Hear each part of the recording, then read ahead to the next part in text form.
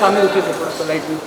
किधर किधर sir poster पे पोस्टर पे यहाँ पोस्टर पे आइए पोस्टर पे एकदम स्मार्ट लग रहा है यार मैं। क्या वैसे ही स्मार्ट हो भाई। ड्रेसिंग है कैसा फिलहाल है लड़का में जादू है। अच्छा लड़का है ना। लड़के में बात तो है ऐसे बात नहीं होता तो अब तक ले देख रहा था क्या होगी रही। सर वो यहाँ देखिए तो पीछे आओ ना। सब लोग आ गए हैं फुल फ्रेम नहीं मिल रहा है। चला जाए एक फ्रेम है देखिए। हाँ चलिए आइए। जो है सर्टिफिकेट आ गया है और फाइनली फिर रिलीज होने वाली है बहुत जल्दी। थोड़ा सा बताइए स्ट्रगल के बारे में अगर बात करें हम लोग कि क्या क्या स्ट्रगल करनी पड़ी सर्टिफिकेट लेने के लिए। हमने देखा कि बहुत स्ट्रगल कर रहे थे आप लोग। अगर शेयर करें सर रोशन से सबसे पहले आपसे जानना। अच्छा मेरे से पूछ रहे हैं आप लोग। चलिए हम लोग हमारी पूरी टीम को इसके लिए बधाई कि हम लोगों ने हमें हमारे हाथों में फाइनली सेंसर आ गया। बट उसके पीछे जो पेन है हमारा जो दर्द है बहुत दर्द से हम लोग गुजरे हैं। चूँकि हमारी फिल्म 22 मार्च को प्लान की हुई थी रिलीज़ करने की और हम लोगों ने फिल्म को अप्लाई किया सेंसर के लिए। सेंसर अप्लाई होने के बाद स्क्रीनिंग होती है। स्क्रीनिंग में प्रेमांशु जी जाते हैं और वहाँ पर कम्युनिकेट किया जाता है कि देयर इज़ सम चेंजेस 1 और 2 चेंजेस। उसके साथ आपको यूएस सर्टिफिकेट दे दिया जाएगा।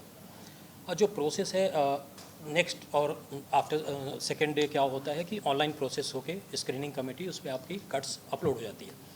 वो अपलोड हो जाती है फिर वहाँ से 5-6 दिन होल्ड कर दिया जाता है। मेरे कंटिन्यूस कॉल जाते हैं एवरीडे अराउंड 20 से 25 कॉल मैं कर रहा होता हूँ। फिर जाके 5-6 दिनों के बाद वो प्रोसेस होता है जो आरओ के पास से होता है। फिर इसके बाद चेयरमैन के पास 15 से 20 दिन तक होल्ड कर दिया जाता है। फिर वहाँ से कॉल आता है हमें कि आपको टाइटल चेंज कर सकते हैं क्या। सो फिर हमने उसको डिनाई किया। इसके बाद एक बहुत सारे कट्स हमारे हैंडओवर कर दिया गया कि ये सारे कट्स लीजिए और आप इसे मुझे सबमिट करें आप।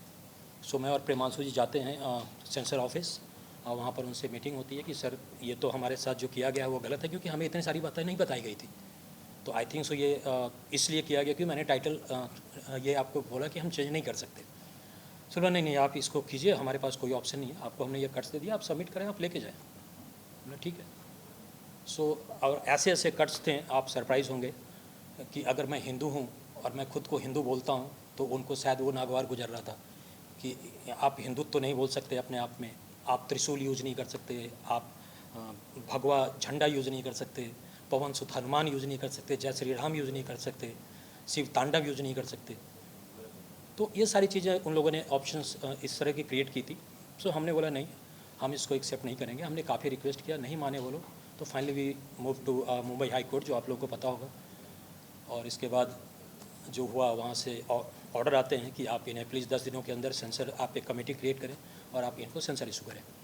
और अगर कोई और प्रोड्यूसर होता तो वो शायद से मान जाते कि हाँ चलो भाई फिल्म रिलीज की डेट अनाउंस हो गई है फिल्म रिलीज होने वाली है प्रमोशन एकदम हाइप पर है और अब अगर सेंसर वाले कह रहे हैं फिल्म का टाइटल चेंज कर दो तो वो शायद टाइटल चेंज भी कर देते। लेकिन निर्माता प्रोडक्शन टीम ने वो नहीं किया। इस पर आप किया देखिए सबसे कोई और प्रोड्यूसर होता तो इतनी बड़ी फिल्म बनती भी नहीं। देखिए एक फ़िल्म बनाना जो होता है ना और बड़ी फिल्म तो सब बनती है। मैं भी बहुत सारे फिल्मों का हिस्सा हूँ बन रहा हूँ और आगे भी बनूँगा। लेकिन मुझे मेरे जीवन में आलोक भैया ये ऐसे लोग मिले जो कि सिर्फ सिनेमा सोचते हैं। बहुत सारे नाम हैं अभी भी हैं जो बेहतर खर्चा करते हैं। रत्नाकर जी भी हैं सब लोग हैं एवरीथिंग। बट इनका जो एक पैसन है वो मैंने बहुत कम ऐसे लोगों में देखा है। इनका पैसन है जो ये चाहिए तो ये चाहिए। अब सोचिए कि एक आदमी हमारे साथ देखें मैं तो एक एक्टर हूँ तो मुझे वो मेरा काम है। बट एक आदमी फिल्म पे इतना पैसा लगाने के बावजूद भी ये -8 डिग्री में ये हमारे साथ खड़े रहे। मैं सल्यूट करता हूँ इनको भी और शर्मिला दीदी को भी कि ये दोनों मियाँ बीवी लगे रहे और इस सिनेमा को बनाने में सबसे बड़ा योगदान अगर किसी का है तो इनका है। हम तो हमारा तो काम ही है ये करना चाहे वो जाड़ा हो गर्मी हो ठंडी हो क्योंकि हम उसी के लिए जाने जाते हैं। लेकिन ये उसके लिए जाने नहीं जाते हैं। पैसा लगाने वाला आदमी आराम से होटल में रहेगा क्यों आएगा। बट इनकी शिद्दत और इनका ईमानदारी ही था जो आज सेंसर और न्यायपालिका ने हमें न्याय दिया। मैं न्यायाधीश को भी दिल से धन्यवाद कहना चाहूँगा और चेयरमैन जी को भी मैं दिल से धन्यवाद कहना चाहूँगा कि अगर उन्होंने नहीं रोका होता तो शायद हम जीवन में जब आपके पास 10 दर्द होते हैं ना, तो आप अपने आप में एक डॉक्टर बन जाते हैं, क्योंकि 10 दर्द के दवा आपको पता चल जाती है। तो लोग कहते हैं ना कि कष्ट नहीं होता है, वो आपके अनुभव के लिए आपको एक प्रोसीजर है कि आप अनुभव ले लीजिए। तो हमारे पास 20 जब दर्द होंगे तो डॉक्टर तो हम ऐसे ही बिना पढ़े बन गए। जब मेरे पे भी केस हुआ ना, तब मुझे पता चला कि नहीं, पॉइंट होता क्या है वकील का। तो ज़िंदगी में और इनका पैसन जो है, एक आज की डेट में इतनी बड़ी फिल्म फाइनेंस लेकर तो नहीं बनाई जा सकती, क्योंकि 6 करोड़ 7 करोड़ रुपये कम नहीं होते हैं। उसमें भोजपुरी फिल्म जो बनती हैं, जो आजकल टीवी चैनलों पे सिर्फ चैनलों के लिए जो सिनेमा बन रही है, मुझे लगता है कि कम से कम 12 फिल्में 13 फिल्में 14 फिल्में बन जाएगी, 15 फिल्म आसपास बन जाएगी। तो ये इन्होंने सिनेमा थिएटर के लिए बनाया है। सिनेमा थिएटर खाली इन्हीं पे गिर रहा है जी, आशीर्वाद इन्हीं पे है। हाँ, इन्हीं पे ज़्यादा आशीर्वाद है। और जहाँ तक सवाल है सिनेमा का, तो सिनेमा ऐसी चीज़ है ना कि जो थिएटर के लिए सिनेमा बनती है ना, उसमें, और हमारा भोजपुरी में थिएटर का थोड़ा सा पंगा आपको भी पता है, लेकिन उसके बावजूद भी रोशन भैया ने इतना रिस्क लिया, इतना बड़ा रिस्क भोजपुरी इंडस्ट्री में अभी तक कोई नहीं लिया था जितना बड़ा इन्होंने रिस्क लिया। और ये बेचारे 24 घंटे सोचने वाले इंसान हैं, और मेरे जीवन के पहले गुरु हैं ये फिल्म लाइन के, जिन्होंने मुझे पहली बार कैमरे पे आने का एक अवसर प्राप्त किया। तो मैं इनके वजह से मुझे अवसर मिली, आलोक भैया की वजह से अवसर मिली। तो कहीं ना कहीं सबका योगदान मेरे को बड़ा करने में है, और मैं इनके पैसेंस का दाव देता हूँ कि इन्होंने जो पैसेंस रखा। मेरे से जब बात हुई कि नहीं, सिनेमा रिलीज़ नहीं होगी, तो आप सोच सकते हैं जिस तरह एक बेटी की शादी जब कटती है तो उस पर जो गुजरती है ना, उस पिता पे, उसी तरह एक प्रोड्यूसर हर दिन अपने बेटी का शादी करता है।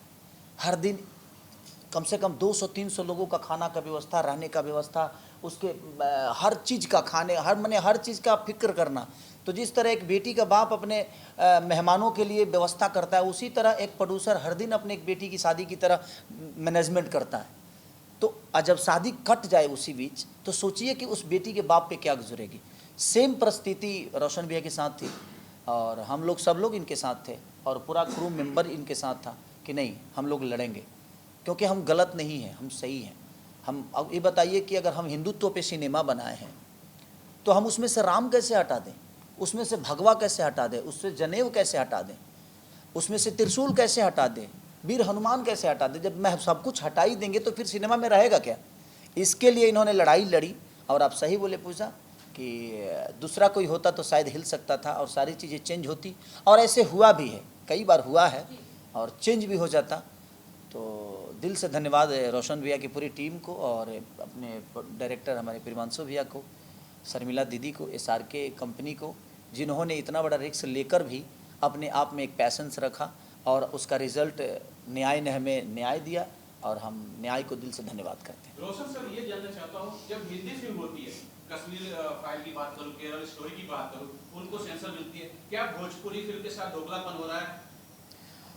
मैं बताऊंगा एक्चुअली क्या है। हिंदी के एक बाद अगर कोई लैंग्वेज है तो सबसे ज़्यादा रेवेन्यू अगर सेंसर बोर्ड को जाता है तो भोजपुरी से जाता है। बट वहाँ जिस वे में बिहेव किया जाता है, चीज़ें होती हैं, तो हमें वो दिख रहा होता है कि हम कहाँ खड़े हैं, क्योंकि हमारे जो रिप्रेजेंटेटिव है, जो या हमें रिप्रेजेंट करते हैं, या तो वो सही कम्युनिकेट नहीं कर पा रहे हैं सेंसर बोर्ड को कि हमारी भी एक रिस्पेक्ट है, हम भी एक प्रोड्यूसर हैं और हमें भी आप रिस्पेक्ट दीजिए। क्योंकि जिस वे में मैं बिहेव झेला हूँ वहाँ पे, हम लोग जाते थे, मैं और प्रियांशु जी लोगों से मिल रहे हैं, लोगों के पास कोई क्लू नहीं होता था, जैसे किसी के ऊपर से ऑर्डर आ गया है और हमें जवाब ही नहीं देना है किसी को, उस वे में बिहेव किया जाता था। 7 जून को रिलीज होगी फिल्म, अभी 7 जून का हमारा प्लान है। सर, एक बार ये फिल्म आ रही थी, रुक गई, अब फिर आ रही है, अब इसका जो एक्स्ट्रा खर्चा होगा, इसके लिए किसको जिम्मेदार मानते हैं आप? किसी को आप जिम्मेदार नहीं ठहरा सकते। आप क्या बोलोगे, आपकी सेंसर बोर्ड ने आपको रोका इसके लिए, अब तो खर्च हमें उठाना है, चूँकि ये हमारी चीज़ है और हमें इसका पेन हमें उठाना है, इसमें कोई सामने नहीं। क्या सर, बड़े मियां छोटे मियां का जो फिल्म आ रही है, उसमें क्या इसका ट्रेलर दिखाया जाएगा, प्रोमो दिखाया जाएगा?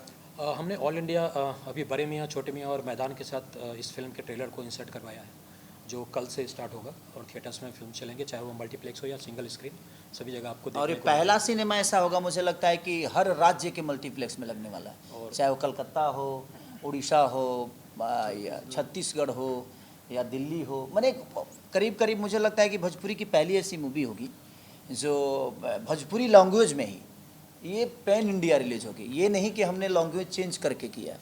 हमने भोजपुरी को ही प्रेजेंट करने की कोशिश की है कि हर राज्य में, हर स्टेट में मल्टीप्लेक्स हमें मिले, और उसके लिए साधुवाद है इनको कि इन्होंने वो कहीं ना कहीं अपने भोजपुरी भाषा को बड़ा करने के लिए इतना बड़ा कदम उठाया।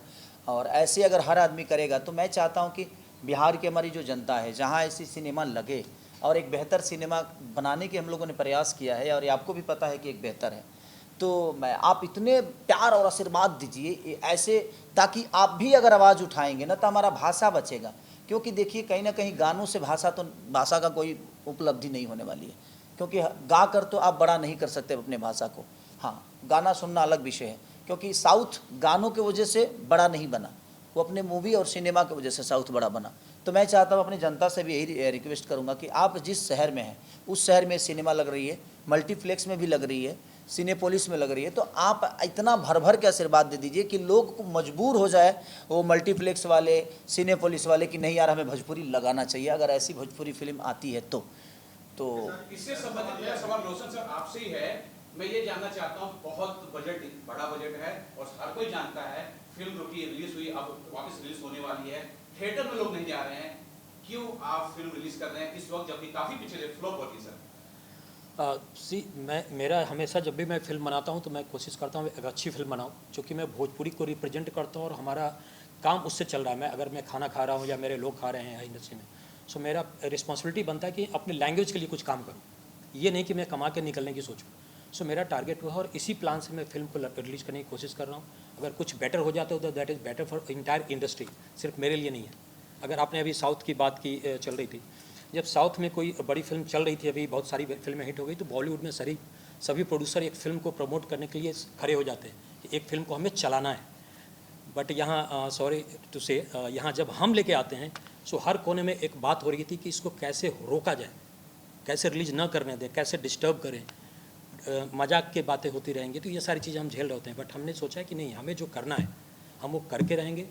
पब्लिक को हमें बताना है कि हम ये फिल्म लेके आ रहे हैं। एक जो हमारा एक अलग तबका है जो फिल्म नहीं देखता है, उन्हें भी हमें बताना है कि एक अच्छी फिल्म है, प्लीज़ आप आइए और फिल्म देखिए, और यही कोशिश कर रहे हैं। फिल्म जब बनती है तो टाइटल का रजिस्ट्रेशन भी होता है। आपने कहा टाइटल को लेकर सेंसर बोर्ड को प्रॉब्लम थी, तो क्या टाइटल रजिस्टर्ड नहीं हुआ था, आखिर क्यों उसमें आपत्ति जाए? नहीं, क्या होता है देखिए, टाइटल तो रजिस्टर्ड ही होता है, बट बहुत सारी फिल्में बनी हैं हिंदी की जो भोजपुरी में बनी है। बट यहाँ पर क्या कोइंसिडेंस हो जाता है, क्योंकि chairman is related to that film, so एक पर्सनल इंटरेस्ट हो जाता है और लोग कोशिश करते हैं कि यार नहीं, उनका भी मैं उनको बुरा नहीं बोलता हूँ, क्योंकि वो इमोशनली वो अटैच हैं उस फिल्म से, because there lots of awards उनको मिले हैं इस फिल्म के लिए, काफ़ी अप्रिशिएट किया गया, हम लोगों ने देखी है फिल्म। सो उन्होंने सोचा कि अगर मैं रिक्वेस्ट कर लूँ प्रोड्यूसर को, या मुझे पहले रिक्वेस्ट कर लिए होते तो शायद चीज़ें हमारी और क्लियर हो जाती, शायद मैं उस टाइटल के साथ ही रिलीज कर रहा होता हूँ, आज भी वही कर रहा हूँ। बट एटलीस्ट मेरी फिल्म टाइम पे रिलीज हो जाती है। उन्होंने 15-20 डेज होल्ड करने के बाद हमसे ये बात कहवाई कि भाई आप ये टाइटल छोड़ सकते हो क्या।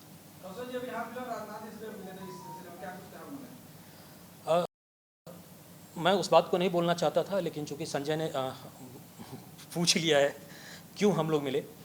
एक्चुअली जब इन लोगों ने कट्स हमें दिया तो एक चीज़ ऐसी डाल दी कि आपको उसके लिए 6 महीने साल भर आपको घूमना पड़ेगा, आप फिल्म रिलीज नहीं कर सकते। उन्होंने डाला कि आपको डिफेंस मिनिस्ट्री से NOC लेके आना होगा, जो किसी फिल्म के लिए साथ नहीं होता।